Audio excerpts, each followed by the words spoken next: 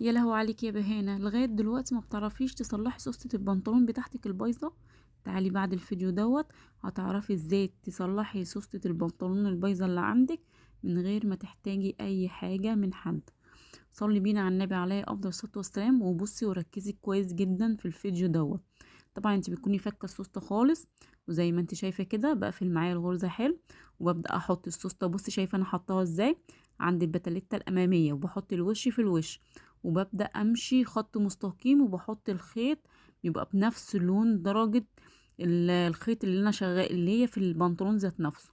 بص انا بظبط ازاي، وبمشي ايه خط مستقيم. بص، وبعد كده بعمل ايه الحركه بتاعه البتليته.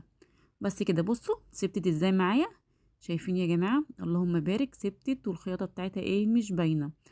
ببدأ بعد كده بقى افتح السوستة بتاعتي زي ما انتوا شايفين، وابدأ ارفعها كده عند القمر اهي، وزنوها كده لفوق، واخلي المسافة دي تبقى نفس المسافة دي. شايفين؟ المسافة دي نفس المسافة دي عشان السوستة بتاعتي ما تطلعش معايا ملوحة. وابدأ اعدلها معايا، وبحطها ما بين القماشتين اهي كده، يبقى تلاتة بتاعتي، وابدأ اعمل الشيمة بتاعتي، وادي الفرماتورة المتينة بتاعتي عشان السوستة ما تتفكش مني وانا بستخدمها. وابدأ امشي، بص اظبطها الاول كده، وابدأ امشي بقى ايه الشيمة عليها. بس بقى طبعا بعد ما اظبطها وخلي بالي وانا شغالة تبقى العرض بتاعي واحد بتاع السوستة اللي طالع منها.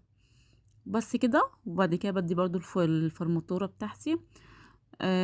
وبخلي بالي وانا شغاله يا جماعه ان الغرزه بتاعتي ما تبقاش ضيقه ولا واسعه، عشان خاطر استخدام السوستة طبعا. وانتي بتستخدميها بتفتحيها او بتقفليها، ما تتقطعش معاكي، ما تقطعش، ما يحصلش فيها اي حاجه. وانا مش عارفه مين بقى اللي ادتني عين وانا بلضم المكنه كده من بعيد، وخلتني بقيت اقعد وقت كتير جدا عشان اعرف الضم المكنه. هنا طبعا بقى كده بثبت الكمر بتاعي كده عشان خاطر السوسته بتاعتي ما تتحركش زي ما انتوا شايفين كده.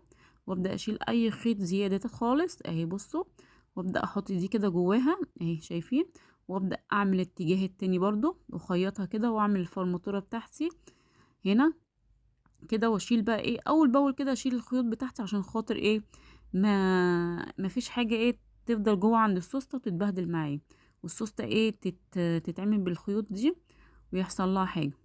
بصوا انا طبعا انا قفلت كده خالص اهي السوسته بتاعتي شايفينها.